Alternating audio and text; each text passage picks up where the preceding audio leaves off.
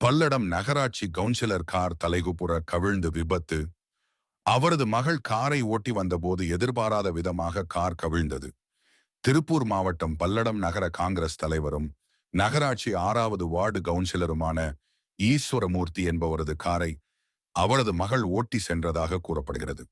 அப்போது தாராபுரம் சாலையில் இருந்து பல்லடம் நோக்கி வந்தபோது எதிர்பாராத விதமாக ஓட்டுநரின் கட்டுப்பாட்டை இழந்து சாலையின் நடுவே தலைக்குப்புற கவிழ்ந்து விபத்து ஏற்பட்டது. இதில் காரை ஓட்டி வந்த அவரது மகள் அதிர்ஷ்டவசமாக உயிர் தப்பினார்.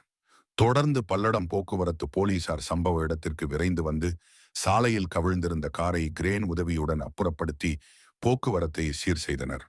மேலும் இந்த விபத்து குறித்து விசாரணை மேற்கொண்டு வருகின்றனர்.